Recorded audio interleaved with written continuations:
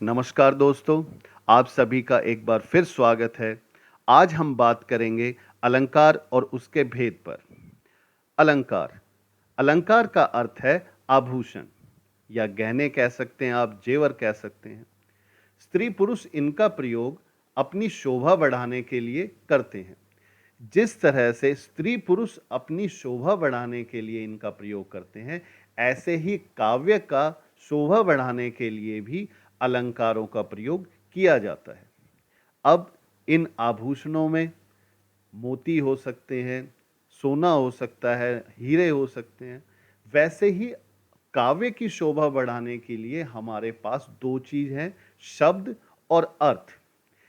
इसी आधार पर इन अलंकारों को हमने दो भेदों में बांटा हुआ है। अगर शब्द का ऐसा प्रयोग किया जाए जिससे कि कविता की शोभा बढ़े, तो उसे हम कहेंगे शब्दालंकार। और अगर कविता की सुंदरता, कविता की शोभा अर्थ की वजह से, जो भी वहां पर अर्थ निकल रहा है उसकी वजह से उसकी शोभा बढ़ रही है, तो वो अर्थालंकार होंगे। अब यहां पर इनके उदाहरण दिए हुए हैं कि शब्दालंकार में अनुप्रास, यमक, श्लेष आदि, और अर्थालंकार में उपमा, रूपक, उत्प्रेक्षा, अतिशयोक्ति आदि।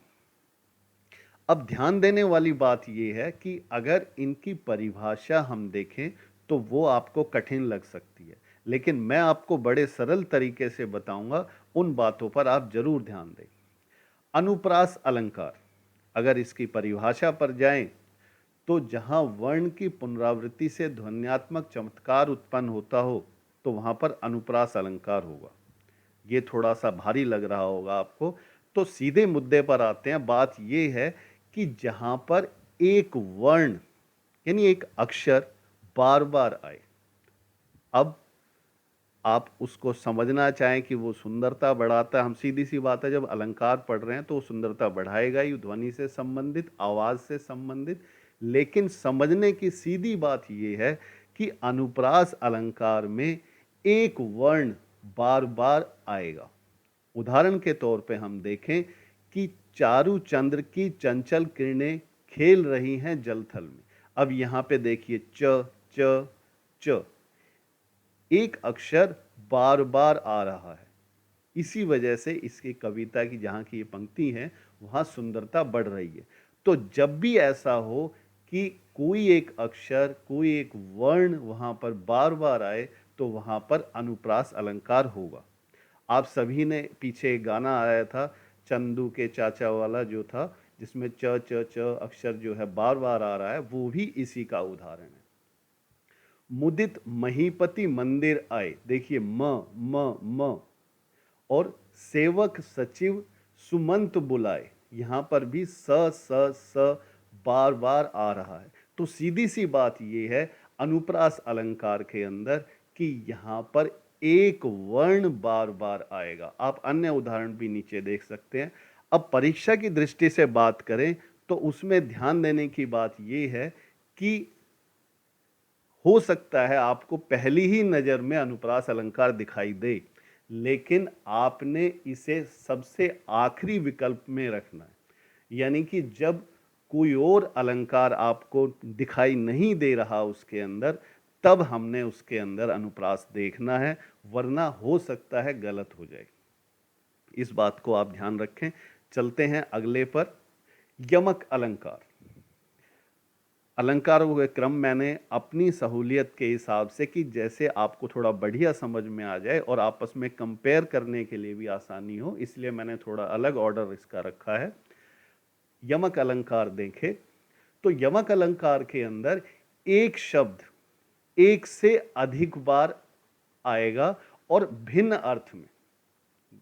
फिर से इस बात को मैं दोहराता हूं कि एक ही शब्द एक से अधिक बार आएगा, दो बार आ सकता है, तीन बार आ सकता है, ज्यादा बार आ सकता है, और हर बार उसका अर्थ जो है वो अलग होगा। जैसे कनक कनकते सो गुनी मादकता अधिकाय, या खाए बोराय नर वा पाए बोराय। अब यहां कनक शब्द दो बार प्रयोग हुआ है, दोनों बार इसका अलग अर्थ है। पहला कनक जो है वो धतूरा हो गया और दूसरा कनक जो है वो सोना हो गया। तो एक को खाकर आदमी पागल होता है और एक को पाने से ही पागल हो जाता है। तो इस बात को फिर से समझ ले कि एक ही शब्द एक से अधिक बार आएगा, 2 बार आ सकता है, 3 बार, ज़्यादा बार, और हर बार उसका अर्थ अलग होगा। नीचे और उदाहरण देखें, काली घटा का घमंड घटा। अब यहां पर जो घटा है वो बादल है और घमंड घटना यानी कम होना। तो इस तरह से यमक अलंकार के अंदर एक ही शब्द एक से अधिक बार आएगा और अलग अर्थ में। इसी का ही एक और भाई है श्लेष। दोनों में बच्चे ज़्यादातर कंफ्यूज होते हैं, तो हमने अंतर को समझ लेना है कि यमक के अंदर एक शब्द एक से अधिक बार आएगा और अर्थ हर बार अलग होगा। श्लेष के अंदर एक शब्द एक ही बार आएगा और उसका अर्थ जो है वो कई सारे होंगे। उदाहरण के तौर पे आपने किसी चीज को देखा, अब उस वस्तु को देखा, 4 बच्चे बैठे हुए हैं, एक कहता है ये है, दूसरा कहता है ये है, तो इससे सबने उसका अलग अर्थ निकाला। तो जैसे यहां पर देखिए, रहीमन पानी राखिए, बिन पानी सब सून, पानी गए न उबरे, मोती मानुष चून। अब यहां पर जो पानी शब्द है इसके 3 अर्थ हैं और तीनों एक मोती के अनुसार, एक मनुष्य के अनुसार और एक चून या कुछ लोग इसे चूना भी कहते हैं उसके अनुसार। तो यहां पर इसके 3 अर्थ निकलते हैं। मान कि तो हमने देखा यमक और श्लेष के अंदर कि यमक के अंदर शब्द एक से अधिक बार आ रहा है और अलग अर्थ में, और श्लेष के अंदर एक शब्द एक ही बार आएगा लेकिन उसके अर्थ जो है एक से अधिक होंगे। थोड़ा सा और उदाहरण यहां दिए हुए हैं कि चरण धरत चिंता करत, चितवत चारों ओर, सुबरन को खोजत फिरत, कवि व्यभिचारी चोर। सुबरन, अब यहां पर इसके भी 3 अर्थ हैं कि कवि जो है वो अच्छे वर्ण, अच्छे अक्षर जो है, अच्छे शब्द जो है वो ढूंढता है। व्यभिचारी, उसे सुंदर शरीर चाहिए होता है, और जो चोर है वो सोना ढूंढ रहा होता है। तो यहाँ पर इसके 3 अर्थ हो गए, अच्छे वर्ण, सुंदर शरीर या सोना। तो एक से अधिक बार, ये यहाँ पर सिर्फ एक बार आया लेकिन अर्थ जो है एक से अधिक इसके आए हैं। ऐसे ही मंगन को देख, पट देत बार बार। पट यानी कि वस्त्र भी है और दरवाजा भी। कोई मांगने आ रहा है कि उसको मांगने पर हम दरवाजा बंद कर देते हैं या उसको वस्त्र देते हैं। तो कई बार ऐसा होता है कि एक चीज के अंदर ही बहुत सारी चीजें छुपी होती हैं। इसके अंतर को हम थोड़ा सा और समझें अन्य उदाहरणों के माध्यम से। कई बच्चे होते हैं जिनकी हिंदी में ज़्यादा रुचि नहीं होती लेकिन अन्य विषयों में वो अच्छे होते हैं। तो अगर बात करें कि गणित के माध्यम से, तो आपने प्लेस वैल्यू या स्थानीय मान पढ़ा होगा। तो ये जो 5 है, देखिए यहाँ पर भी 5 है, यहाँ पर भी 5 है, यहाँ पर भी 5 है, लेकिन हर 5 का स्थानीय मान अलग है। तो ऐसे ही यमक अलंकार के अंदर एक ही शब्द एक से अधिक बार आएगा और उसका जो अर्थ है वो अलग होगा। जैसे यहाँ पर इसकी वैल्यू हो गई 5, इस 5 की वैल्यू हो गई 50 और ये हो गया 5000। एक और उदाहरण देखें कि आपने बहुत सारी फिल्में देखी होंगी जिसमें डबल रोल होता है, जैसे जुड़वा, सीता गीता, राम लक्ष्मण, इस तरह से। उसमें दिखते तो वो एक जैसे हैं लेकिन दोनों के गुण अलग होते हैं। एक आदमी बहुत शरीफ होता है, दूसरा जो है लड़ाई झगड़े में तेज होता है, बदमाश होता है। तो वैसे ही है कि यमक अलंकार के अंदर एक शब्द एक से अधिक बार आएगा और उसके जो अर्थ हैं वो अलग अलग होंगे। अब श्लेष की तरफ चलते हैं। जैसे एक बच्चा है, उसे उसका पिता देखता है तो वो समझता है कि बेटा है, उसकी बहन देखती है तो वो उसे कहती है ये भाई है, उसके दोस्त उसे देखते हैं तो वो कहते हैं मित्र है। अब है तो ये एक ही, लेकिन इसके कई अर्थ निकल रहे हैं। तो श्लेष के अंदर एक शब्द एक बार ही आता है और उसके अर्थ कई निकलते हैं। दूसरा तरीका देखें, हम ये कह सकते हैं जैसे कि एक कोई व्यक्ति होता है जिसने नकाब पहना होता है, वो अंदर कुछ और होता है, बाहर कुछ और होता है। यानी उसकी दो पर्सनैलिटी हो सकती है, उसके दो चेहरे हो सकते हैं, होता वो एक ही है, लेकिन वो हर एक के सामने अलग-अलग व्यवहार करता है। तो उम्मीद करता हूं ये दोनों में अंतर स्पष्ट हो गया होगा। आगे चलते हैं मानवीकरण अलंकार। मानवीकरण अलंकार में जैसा कि नाम से पता चल रहा है मानव, तो बहुत सारी चीजें इस संसार में हैं, पेड़ पौधे, पहाड़, पत्थर, नदी, सूरज, चांद। कवि जो है अपनी कल्पना के आधार पर उन सबको मनुष्य की तरह व्यवहार करता दर्शाता है। तो जब जड़ पदार्थ को मनुष्य के रूप में प्रस्तुत किया जाए तो वहां मानवीकरण अलंकार होगा। जैसे मेघ आए बन ठन के संवर के।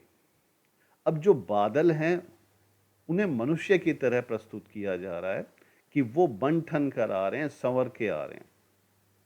दूसरा उदाहरण देखें, और सरसों की न पूछो हो गई सबसे सयानी, हाथ पीले कर लिए हैं ब्याह मंडप में पधारी। अब देखिए सरसों जो है एक पौधा है जिसके पीले फूल होते हैं। अब कवि जो है उसे एक युवती के रूप में जिसका विवाह होने वाला है, जो शादी के लायक है, उसे देख रहा है उसके अंदर कि वो सयानी हो गई है, विवाह लायक हो गई है और उसके हाथ पीले कर लिए हैं। तो उसने उसको स्त्री रूप में देखा, एक मनुष्य के रूप में देखा, तो मानवीकरण अलंकार है। एक और पंक्ति देखें, है कई पत्थर किनारे पी रहे चुपचाप पानी। अब वैसे तो पत्थर पानी नहीं पीते, लेकिन कवि ने ऐसी कल्पना कर ली, तो यहां पर मानवीकरण अलंकार। बीती विभावरी जागरी, अंबर पनघट में डुबो रही तारा घट उषा नागरी। उषा को, सुबह को एक स्त्री के रूप में यहां पर दर्शाया है। तो ये सभी मानवीकरण अलंकार के उदाहरण हैं। तो इसमें एक बात आप बिल्कुल ध्यान में रखें कि मानवीकरण में मानव है। यहाँ पर प्रकृति की जो चीजें हैं उन्हें मनुष्य के रूप में क्रिया करते हुए, मनुष्य के रूप में व्यवहार करते हुए जहां भी दर्शाया जाए जिन पंक्तियों में, वो मानवीकरण अलंकार होगा। अगला है अतिशयोक्ति अलंकार। अतिशयोक्ति, अतिशय उक्ति यानी बढ़ा चढ़ाकर कहना। अब इसमें आप अति को पकड़ लीजिए। अति यानी इन एक्सेस, बहुत ज्यादा। तो ज्यादा से समझ में आएगा कि बहुत ज्यादा बढ़ा चढ़ाकर कहना। तो जब कोई बात हम बढ़ा चढ़ाकर कहते हैं, कई बार होता है कि पहले के समय में राजा को खुश करने के लिए या कुछ प्रशंसक होते हैं, अगर आप अपने ही दोस्तों की बात करें तो कोई बाहर से आता है, कोई पतला सा लड़का, और कहेगा कि ओ भाई मैंने आज तो ना उसको ऐसे मारा, वो चार थे मैं अकेला भिड़ गया। तो वो उस बात को बढ़ा चढ़ा के कह रहा है, चाहे वो नॉर्मल लड़ाई हुई हो, सामने वाला भी कमजोर हो या पिट के आया हो, लेकिन वो बढ़ा चढ़ा के सामने प्रस्तुत कर रहा है। तो पंक्तियों को हम देखें, हनुमान जी की पूंछ में लगन न पाई आग, लंका सगरी जल गई गए निशाचर भाग। कि हनुमान जी की पूंछ में आग लग भी नहीं पाई थी, इससे पहले सारी लंका जल गई और राक्षस जो है वो भग गए। एक और उदाहरण देखते हैं, आगे नदियां पड़ी अपार, घोड़ा कैसे उतरे पार। राणा ने सोचा इस पार, तब तक घोड़ा था उस पार। महाराणा प्रताप जी से और उनके घोड़े चेतक से आप सभी परिचित होंगे। तो महाराणा प्रताप जी घोड़े पर जा रहे हैं और सामने जो है एक नदी थी।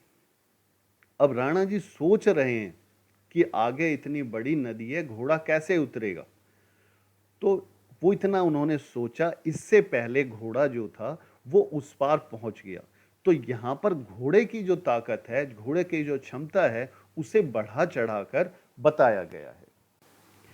तो कुछ चीज़ों का वर्णन ऐसे किया हो कि आम जिंदगी में वो हमें असंभव सी लगे और उन्हें बढ़ा चढ़ाकर कहा गया ऐसा लगे, तो वहां पर अतिशयोक्ति अलंकार होगा। आगे जाने से पहले कुछ शब्दावली पर ध्यान दे देते हैं। ये आपकी बहुत मदद करेगी क्योंकि इनका प्रयोग आगे बार बार होने वाला है।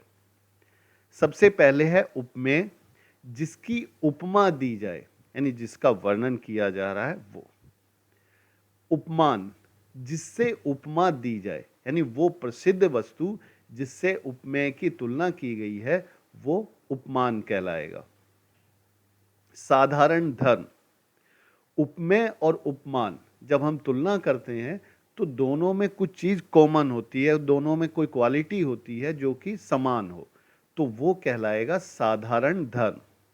अब उपमेय और उपमान के साधारण धर्म यानी उस कॉमन क्वालिटी को बताने वाला जो शब्द है वो होगा वाचक शब्द। एक उदाहरण के माध्यम से इसे हम समझ लेते हैं। चांद सा सुंदर बच्चा, यहां पर बात किसकी हो रही है? बच्चे की। तो बच्चा जो है यहां पर उपमेय है, इसकी उपमा दी जा रही है। अब इसकी उपमा किससे दी जा रही है? चांद से। बच्चा कैसा है? चांद जैसा। तो चांद जो है यहां पर उपमान होगा। अब बच्चा और चांद यानी कि उपमेय और उपमान, इन दोनों में कॉमन चीज क्या है? वो गुण जो दोनों में समान हो, वो है सुंदर। तो सुंदर यहां पर साधारण धर्म है। अब इन दोनों में जो कॉमन क्वालिटी है यानी सुंदर, उसे बताने वाला जो शब्द है वो है वाचक शब्द सा। तो उम्मीद करता हूं उपमेय, उपमान, साधारण धर्म और वाचक शब्द आपको समझ में आ गए होंगे। मैं कोशिश करूंगा बिना इनके प्रयोग के आपको समझाऊं, लेकिन फिर भी आप इन चीजों का ज्ञान आपको होना चाहिए। आगे है उपमा अलंकार, रूपक अलंकार और उत्प्रेक्षा अलंकार। तीनों कुछ मिलते जुलते से हैं, हो सकता है आपको इनमें कंफ्यूजन हो, लेकिन अगर ध्यान देंगे तो बिल्कुल आपको समझ में आ जाएगा। कुछ समानता के आधार पर उपमा अलंकार में एक से दूसरे की तुलना की जाती है। जैसे पीपल पात सरिस मन डोला।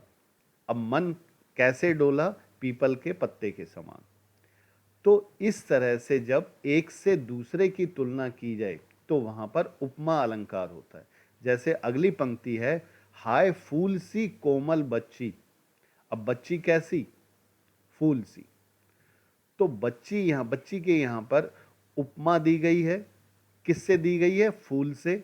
और दोनों में यहां पर साधारण धर्म जो है वो है कोमल। दोनों में जो कॉमन क्वालिटी है वो है कोमल। और यहां पर सी जो है वाचक शब्द है। तो पिछली शब्दावली आपको फिर से थोड़ी सी याद आई होगी कि बच्ची यहां पर उपमेय है, बात बच्ची की हो रही है। उसकी तुलना किससे की गई है? फूल से। तो फूल यहां पर उपमान है।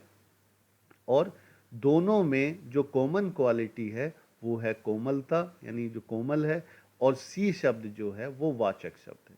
तो अगर आप इन शब्दावली पे ना भी जाएं, सिर्फ इतना समझें कि जहां पर दो चीजों में तुलना की जाए तो वहां पर उपमा अलंकार होता है, यानी कि एक से दूसरे की उपमा दी जाए। अब यहाँ पर जो शब्द आते हैं ज़्यादातर, सीधा अगर हमें कभी पहचानना हो तो सा, सी, से, सम, समान, जैसा आदि, इस तरह के शब्द जो है वो हमें अलंकार के अंदर यानी उन पंक्तियों में मिल जाते हैं जिससे हम सीधा पहचान सकते हैं। अब ये जो ऊपर हमने तुलना की, उसी चीज को नीचे देखें रूपक अलंकार के अंदर। समानता इतनी ज्यादा हो गई कि हमने एक को ही दूसरा बता दिया। अगर बात करें कि अधिक समानता के कारण उपमेय में उपमान का भेद रहित आरोप, यानी एक को ही दूसरा मान लेना बहुत समानता के आधार पर। जैसे पंक्ति देखें हम, अंबर पनघट में डूबो रही, तारा घट उषा नागरी। अब यहां पर हमने अंबर को पनघट मान लिया। अंबर और पनघट, यहां पर वाचक शब्द नहीं होता दोनों के बीच में। दोनों में इतनी समानता देखी कि हमने अंबर को ही पनघट बोल दिया। तारा को ही घड़ा बोल दिया और उषा सुबह को ही हमने एक युवती के रूप में, यानी उसे युवती मान लिया। तो यहाँ पर हमने ये नहीं कहा कि अंबर जो है वो पनघट जैसा है। ऊपर हमने ये कह रहे थे कि जो मन है वो पीपल के पत्ते के समान है। तो यहाँ पर अंबर जो है वो पनघट जैसा नहीं है, अंबर को ही हमने पनघट कह दिया। जैसे क्लास में कोई बच्चा है, हम कहें कि ओए ये तो खली जैसा है, और एक हम बच्चे को कह दें कि ये ही खली है, तो समानता जब अधिक हो जाती है, एक को ही हम दूसरा मान लेते हैं, तो वहां पर रूपक अलंकार होगा। अगला उदाहरण देखते हैं, चरण कमल बंदो हरिराई। अब यहां पर चरण और कमल, बात चल रही है चरण की, लेकिन चरणों को ही कमल मान लिया गया। चरणों को कमल जैसा नहीं कहा गया, बिल्कुल समानता के आधार पर एक को ही दूसरा मान लिया गया है। तो जब ऐसा हो तो वहां पर रूपक अलंकार होता है। अब ऊपर हमने दोनों में देखा कि एक में बताया कि उस जैसा कोई वस्तु, यानी 1 to 1 हम कंपेयर करते हैं, एक की तुलना एक से ही करते हैं।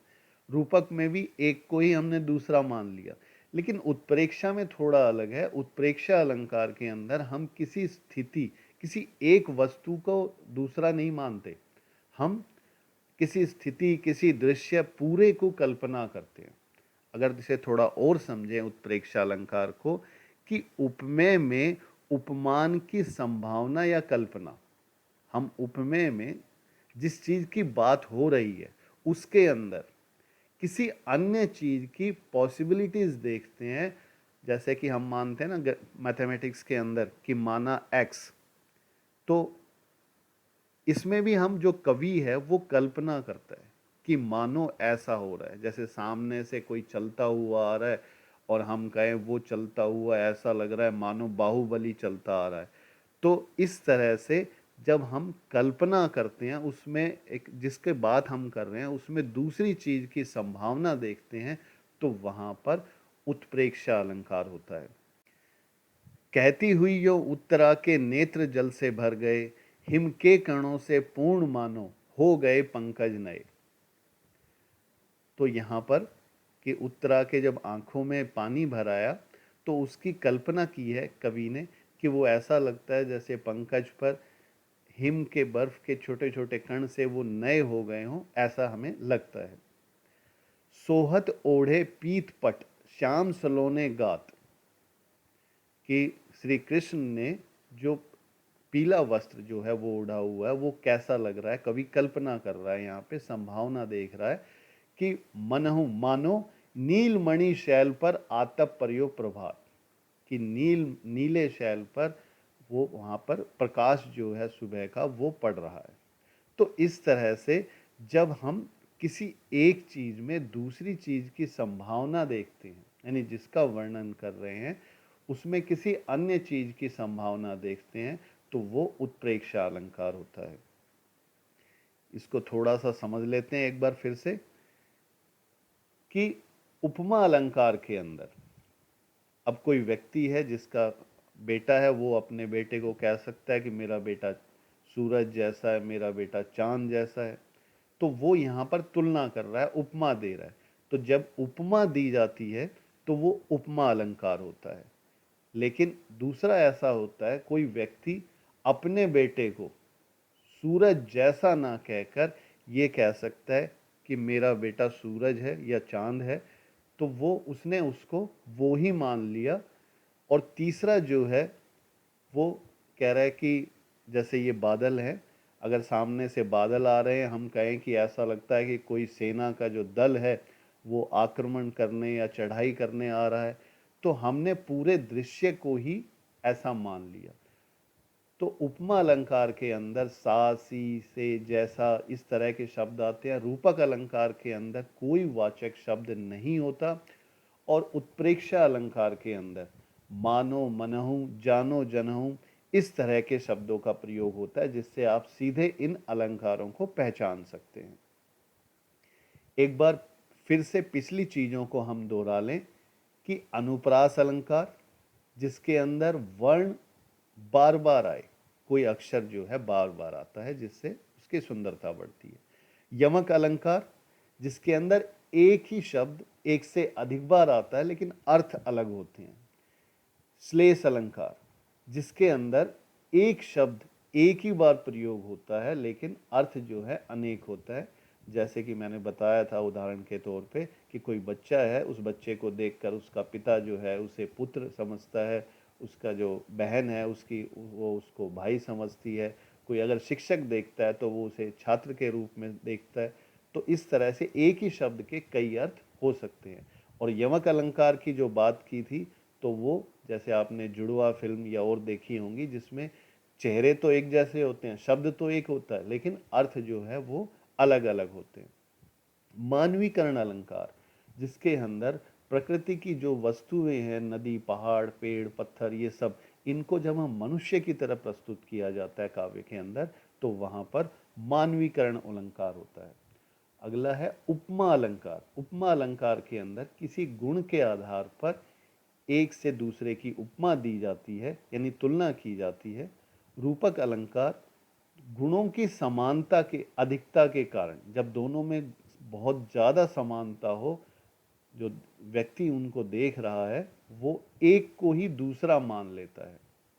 जैसे पहले बताया था कि एक तो कहता है कि मेरा बेटा चांद जैसा है तो वो उपमा अलंकार हो गया, दूसरा कहता है कि मेरा बेटा चांद है तो उसने उसे चांद ही मान लिया तो ये रूपक अलंकार होगा। और तीसरा है उत्प्रेक्षा अलंकार, जहाँ पर हम उपमेय के अंदर उपमान की संभावना देखते हैं, यानी जिसकी बात कर रहे हैं उसके अंदर दूसरे की संभावना। जैसे कि सामने से कोई मोटा आदमी चलता हुआ आ रहा है तो हम ऐसे कह सकते हैं कि जैसे कि कोई हाथी चलता हुआ आ रहा है, तो हमने उसके अंदर एक संभावना देखी, ऐसी कल्पना की। और जब बातों को हम बढ़ा चढ़ा कर बोलते हैं तो वो हो गया अतिशयोक्ति अलंकार। यानी कि सामान्य संसार में जो चीजें हमें असंभव सी लगती हो, ऐसा लगता हो कि ऐसा हो नहीं सकता, ये कुछ बहुत बढ़ा चढ़ा के कहा गया है, तो वो अतिशयोक्ति अलंकार होगा। उम्मीद करता हूं आपको ये सारी चीजें समझ में आ गई होंगी। और अगर आप चाहते हैं कि आपके साथी भी इसका लाभ उठाएं, वो भी आपकी तरह ही अच्छे अंक प्राप्त करें, उन्हें समझ में आए, तो इस वीडियो को उनसे भी ज़रूर शेयर करें। और आपको हमारे नए वीडियो के बारे में पता चलता रहे, इसके लिए हमारे चैनल को सब्सक्राइब करें। और अगर इस वीडियो से संबंधित आप कुछ कहना चाहते हैं, आपको कुछ अच्छा लगा, कुछ गलत लगा, तो हमारे कमेंट्स में उसको ज़रूर लिखिए। धन्यवाद।